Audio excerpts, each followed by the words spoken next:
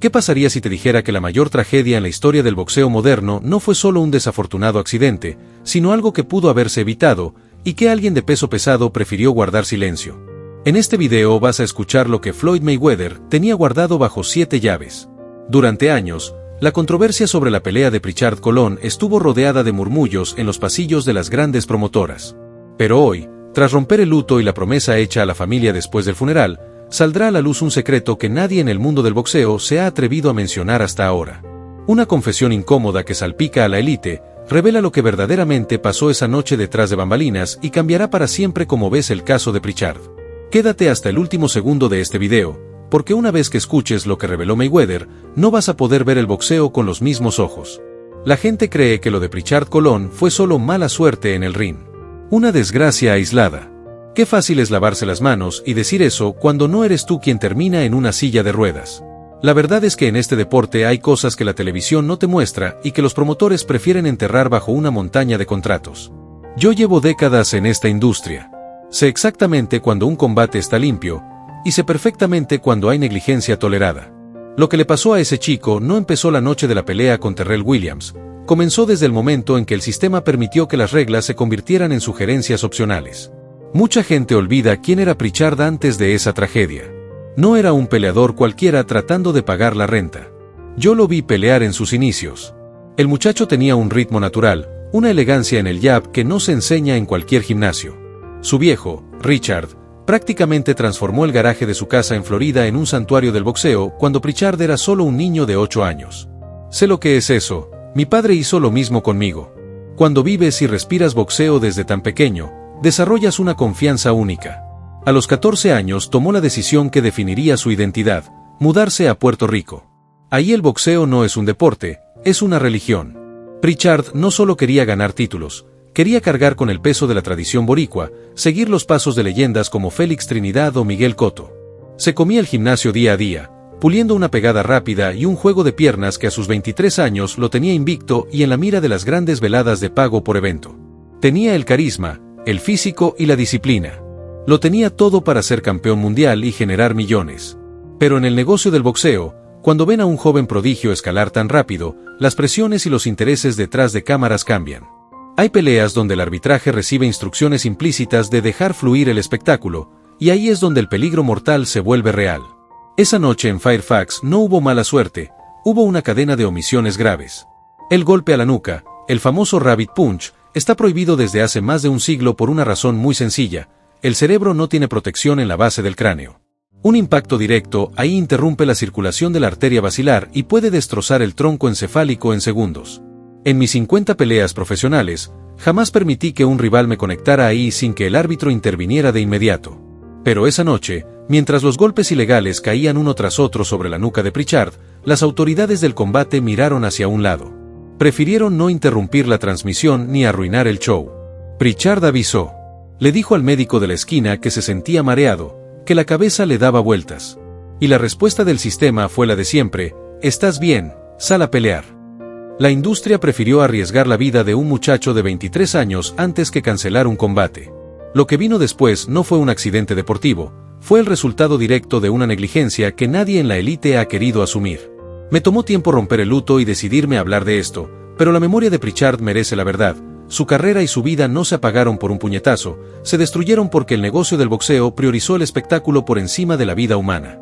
Para entender a un boxeador, no mira sus victorias profesionales en la televisión, miras el fango de donde salió. Cuando la familia de Prichard se instaló en Orocovis, en pleno corazón de las montañas boricuas, el muchacho no se quedó descansando. Se metió de lleno en el albergue olímpico de Salinas. Yo sé lo que es el aislamiento de un campamento militar. Ahí en Salinas no hay lujos, no hay cámaras de televisión. Hay sudor, humedad de la isla y cientos de jóvenes golpeando sacos con el mismo sueño. Y Prichard no era uno más del montón. El tipo arrasó. 5 campeonatos nacionales, oro en el Panamericano Juvenil de 2010. Un récord amateur implacable de 170 victorias y apenas 15 derrotas.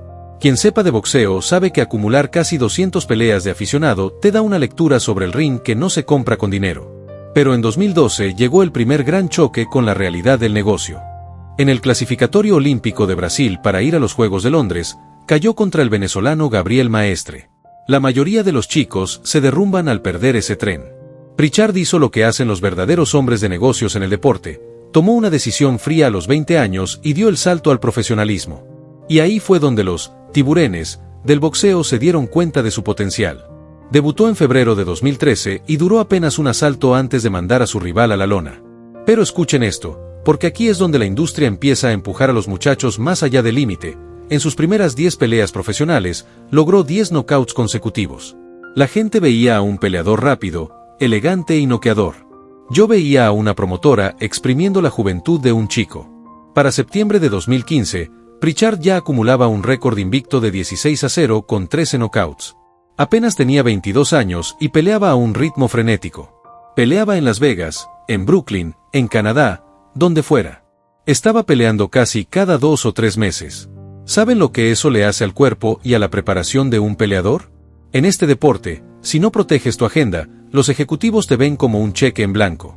Lo estaban acelerando para convertirlo en la próxima gran estrella del pago por evento boricua. Tenía el récord, tenía el respaldo del público y la confianza por los cielos. Estaba a 1 o 2 peleas de tocar las bolsas millonarias. Pero nadie en su entorno estaba prestando atención al peligro real. Cuando subes tan rápido y te convierten en el favorito de las cadenas de televisión, te pones un blanco en la espalda y permites que te programen en carteleras donde la seguridad médica pasa a segundo plano. Escúchenme bien, en este deporte hay 2 tipos de peleadores. Los que simplemente saben dar puñetazos y los que saben vender un show. Pritchard Colón era de los segundos. Tenía esa chispa de la estirpe boricua que no se compra con dinero. El tipo se paraba frente a las cámaras, sonreía, dominaba el escenario y los ejecutivos de la televisión salivaban. Amigos cercanos me lo contaron, Pritchard disfrutaba ser el centro de atención. A los 22 años, el muchacho lo tenía todo. Pero en el boxeo, cuando la televisión te ama, la codicia del negocio te empuja al abismo. Apenas semanas después de su victoria número 16 en septiembre de 2015, le hicieron esa llamada. Un verdadero veneno en este deporte, tomar una pelea con solo 3 semanas de aviso. Un peleador en ascenso necesita campamento, descanso y estrategia. A Pritchard le vendieron la ilusión del horario estelar y aceptó. Ese fue el primer error del entorno que debía protegerlo. 17 de octubre de 2015. Eagle Bank Arena en Fairfax, Virginia. 2 prospectos invictos frente a frente, Pritchard con 16-0 y Terrell Williams con 14-0. El tipo de pelea que la industria organiza para sacrificar a uno y catapultar al otro. Al inicio, Pritchard dio una cátedra. Usaba la distancia, medía con el jab, dominaba el ritmo como un veterano. Pero cuando un peleador se ve superado técnicamente, recurre a lo sucio. Y si el árbitro no impone autoridad desde el primer segundo, el ring se convierte en una callejuela sin ley.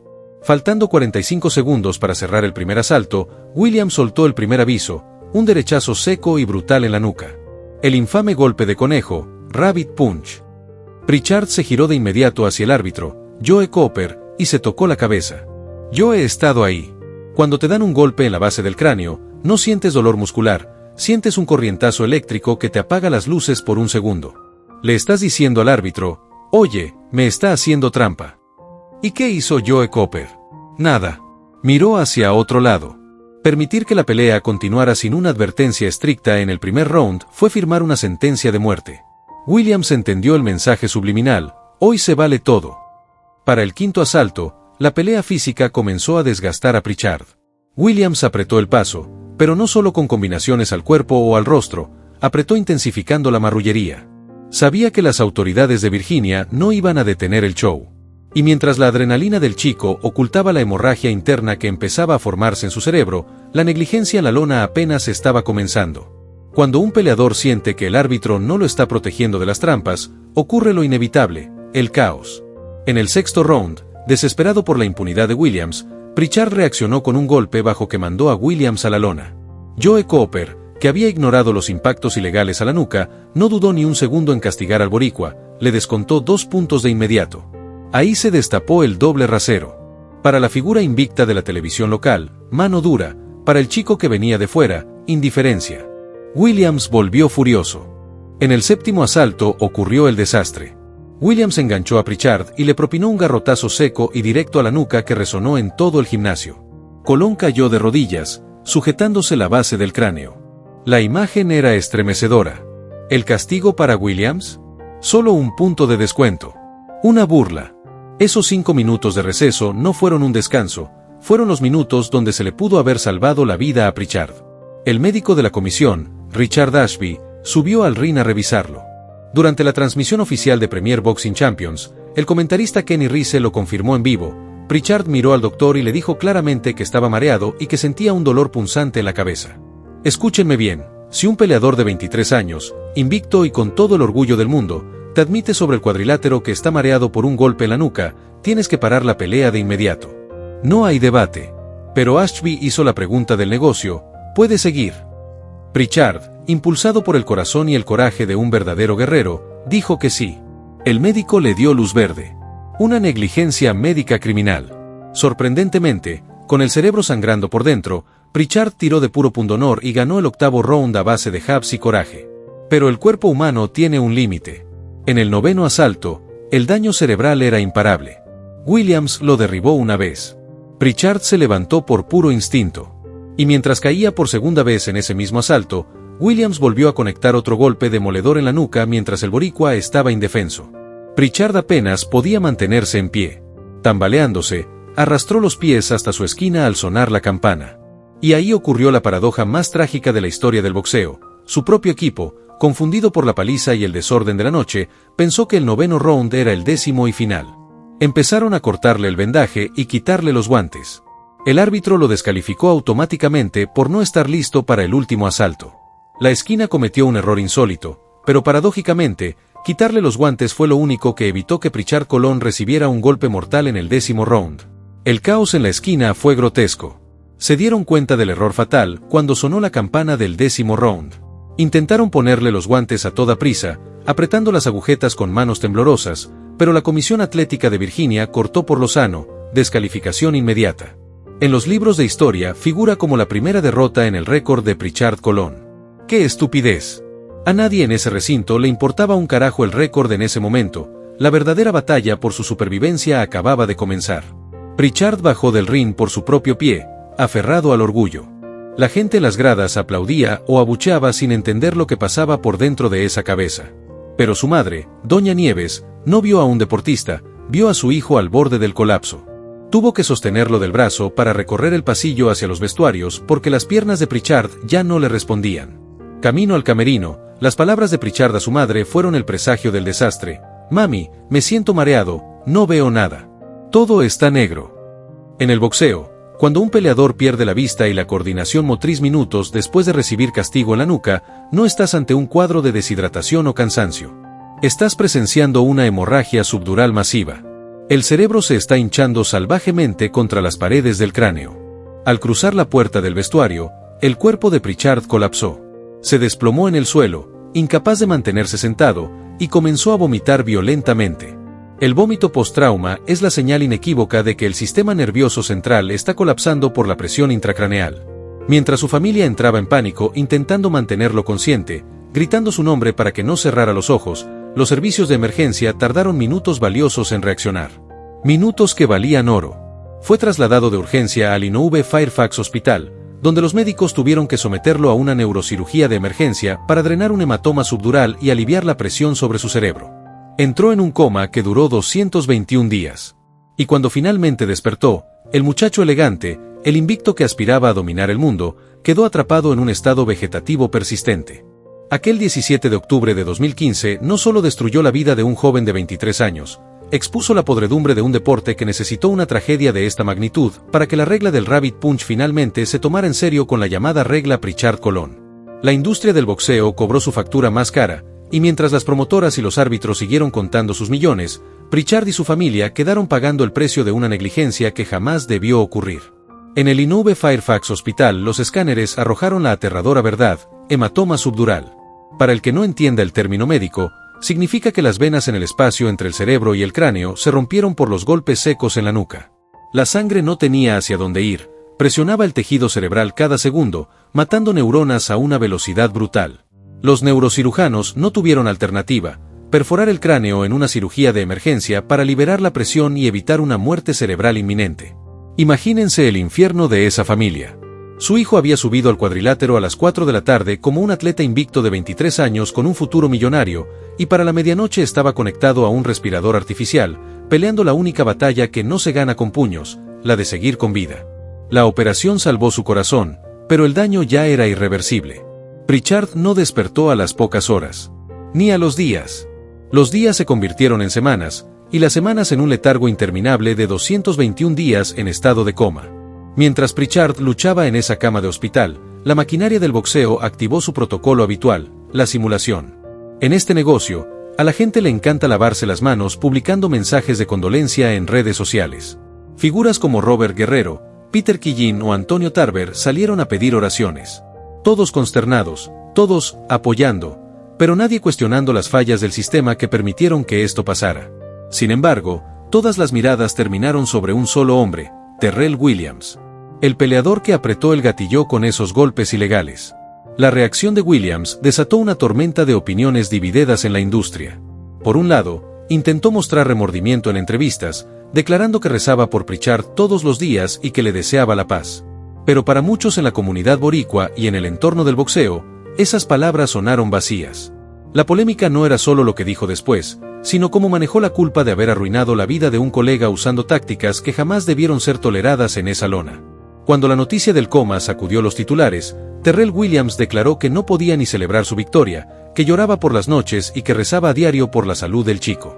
Miren, en este deporte, nadie sube al ring con la intención explícita de dejar a un compañero en silla de ruedas. La culpa es una carga pesada, y sé que esa noche persiguió a Williams para siempre. Pero mientras él intentaba lidiar con su conciencia en el calor de su casa, al otro lado del mapa había un pueblo entero sufriendo en carne viva. En Orocovis, Puerto Rico, la tierra natal de Pritchard, la gente no hablaba de récords ni de bolsas millonarias. Cientos de personas se lanzaron a las calles en vigilias de oración, sosteniendo velas y pidiendo por un milagro. Pero el milagro no llegó esa semana, ni el mes siguiente.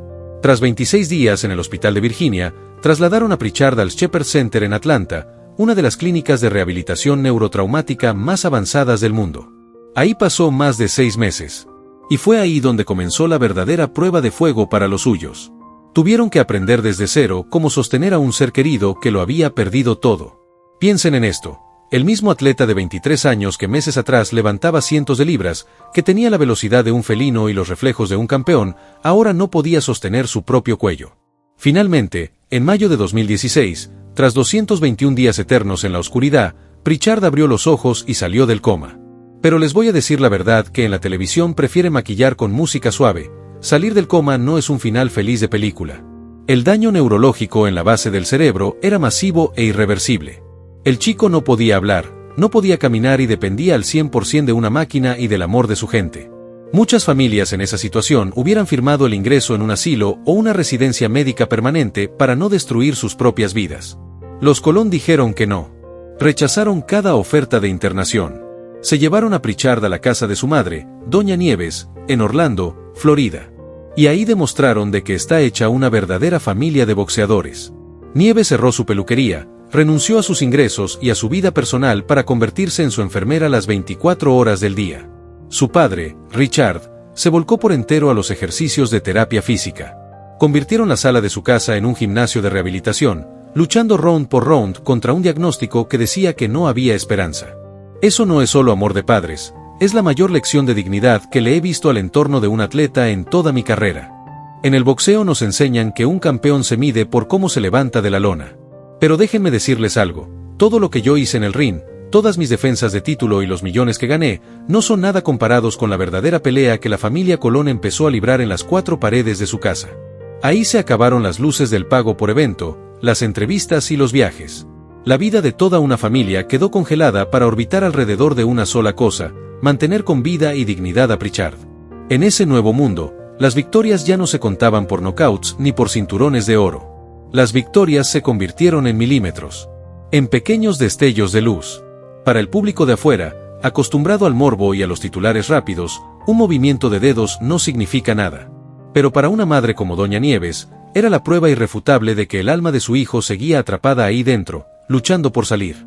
En 2017, cuando Nieves le pedía a Pritchard que cerrara los ojos 3 veces como señal de comunicación, y el muchacho se esforzaba con toda su voluntad para parpadear 1, 2 y 3 veces, eso no era solo terapia. Eso era un guerrero diciendo, sigo aquí. No me he rendido. En 2018, la familia dio un paso clave al ingresarlo en el programa intensivo de Brooks Rehabilitation en Jacksonville. Yo conozco lo que es la disciplina de un campamento de élite, pero ver el trabajo que hicieron ahí para reconectar el cerebro con el cuerpo es otro nivel. Empezaron de cero. Desbloquear primero la articulación del codo, luego la tensión de la muñeca, después el control individual de los dedos. Para 2019, Pritchard ya podía rotar los hombros, sujetar objetos y soltarlos por comando. La memoria muscular de un atleta de élite seguía latente bajo la cicatriz del trauma. Pero el momento que verdaderamente te rompe por dentro y expone la escala de esta historia ocurrió cuando introdujeron la tecnología de seguimiento ocular. Imagínense la escena, un exboxeador invicto, atrapado en su propio cuerpo, sentado frente a una pantalla digital donde sus ojos son los que mueven el cursor. En una de esas sesiones en 2019, los terapeutas le hicieron la pregunta más simple y profunda que se le puede hacer a un ser humano: ¿quién eres? Pritchard fijó la mirada en la pantalla, seleccionó letra por letra las opciones con las pupilas, y a través de los altavoces, una voz sintética de ordenador pronunció fuerte y claro: mi nombre es Pritchard Colón. En ese preciso instante, la industria del boxeo tuvo que tragarse sus palabras. Quisieron vender su caso como una causa perdida, un daño colateral del negocio. Pero con esa voz robótica, Pritchard le demostró al mundo entero que el golpe ilegal que le destrozó el cerebro jamás pudo quitarle su identidad ni su espíritu de campeón. Luego vino la segunda pregunta en esa pantalla de ordenador. Le preguntaron qué había hecho en su vida. La voz robótica volvió a sonar frente a los terapeutas: fui un boxeador profesional de Puerto Rico. Déjenme decirles algo que me eriza la piel hasta a mí. Eso demuestra que el golpe no le borró la memoria ni la dignidad. El tipo sabía perfectamente quién era y lo que el negocio le había arrebatado. Su cuerpo estaba atrapado en esa silla de ruedas, pero la mente de un peleador invicto seguía intacta en la lona de su cerebro. No estábamos viendo a alguien que se había olvidado de su pasión, estábamos viendo a un guerrero encarcelado en su propio cuerpo. A partir de ahí, la familia apretó el paso en Brooks Rehabilitation. Usaron hasta mandos de videojuegos adaptados para obligar a su cerebro a enviar impulsos eléctricos a los brazos y las manos. No para volver a pelear, seamos realistas, el boxeo profesional se acabó para él esa noche en Virginia, sino para arrebatarle al destino un poco de independencia, poder llevarse un vaso de agua a la boca o mover la mano por voluntad propia. Pero mientras los Colón gastaban cada centavo y cada gota de sudor en esa sala de terapia, la rabia empezó a tomar el control. La pregunta que cualquier padre se haría comenzó a retumbar en las paredes de esa casa: ¿quién carajo va a responder por esto? Porque lo que pasó esa noche en el Eagle Bank Arena no fue un imponderable del deporte. Hubo advertencias, hubo denuncias sobre el ring de los Rabbit Punches, hubo un árbitro como Joe Cooper mirando para la nada, y lo más grave de todo, hubo una evaluación médica ridícula en el séptimo round. En mayo de 2017, la familia Colón dijo basta y le pegó una patada al tablero de la industria. Presentaron una demanda civil multimillonaria por más de $50 millones. Y no fueron a ciegas, pusieron el punto de mira exactamente donde debía estar, sobre el Dr. Richard Ashby, el médico contratado por la Comisión Atlética de Virginia esa noche. La demanda lo acusó directamente de negligencia médica severa por haberle preguntado a un peleador mareado y golpeado en la nuca si podía continuar, en lugar de haber detenido el combate de inmediato. La familia Colón no buscaba dinero para lujos, buscaba que los responsables de la negligencia pagaran la factura médica vitalicia de Pritchard y que la industria del boxeo entendiera, por la vía dura, que la vida de un atleta no es un peón sacrificable en una cartelera de televisión. La demanda de más de $50 millones no iba solo tras la cabeza del Dr. Richard Ashby. Apuntaron también a su práctica médica y a las promotoras del evento, Headbangers Promotions y D-Bella Entertainment. La acusación era quirúrgica. Cuando un boxeador de 23 años le dice al médico de la comisión que siente mareo y dolor en la nuca tras un garrotazo ilegal, la pelea se termina. Punto. No hay espacio para la duda. ¿Quieren saber la verdad que nadie se atreve a decir ante una cámara? En el boxeo de alto nivel, la salud del peleador es el último ítem en la lista de prioridades. Yo he estado en esas reuniones a puerta cerrada con los altos ejecutivos de las cadenas y las comisiones. He visto cómo se firman contratos donde hay cláusulas tácitas, acuerdos no escritos entre promotores y árbitros antes de que los boxeadores siquiera pongan un pie en el vestuario. Les voy a confesar algo que no he dicho en toda mi carrera. En la velada de Pritchard en Fairfax, la cadena de televisión estaba retrasada en los tiempos de transmisión. Había presión por mantener el ritmo comercial del pago por evento. Cuando un árbitro o un médico detienen una pelea por un golpe ilegal en la nuca en el séptimo round, arruinan la parrilla de televisión, detienen la publicidad de millones de dólares y cancelan el contrato de retransmisión internacional. Ese día, prefirieron arriesgar el cerebro de un muchacho de 23 años antes que perder la pauta publicitaria del siguiente bloque. He visto vestuarios donde los médicos de la comisión entran 3 minutos antes de una pelea, firman el documento de aptitud física sin mirar a los ojos al boxeador y regresan a la zona VIP a beber champán con los promotores. A Pritchard no lo mató solo un impacto en el tronco encefálico, lo mató un sistema donde los médicos están en la nómina de los mismos que ganan dinero si el combate continúa. Yo me retiré invicto, gané cientos de millones y controlé mi propio destino porque entendí el juego a tiempo. Pero ver cómo la burocracia judicial alargó la demanda de la familia Colón por casi 11 años hasta la muerte de Pritchard en 2026, solo para no pagarle un solo centavo a una madre que dejó su vida por cuidar a su hijo, eso me demostró que este negocio está podrido hasta la médula. Pritchard Colón pagó la factura más alta para que las comisiones atléticas cambiaran las reglas. Si su historia no abre los ojos de los verdaderos fanáticos de este deporte, nada lo hará. Esta es la cara del boxeo que los grandes medios no quieren que veas. Si crees que la memoria de Pritchard Colón merece ser respetada y que esta verdad debe salir a la luz, dale me gusta a este video, déjame en los comentarios tu opinión sobre lo que pasó en ese ring y suscríbete al canal para no perderte las investigaciones que nadie más se atreve a contar.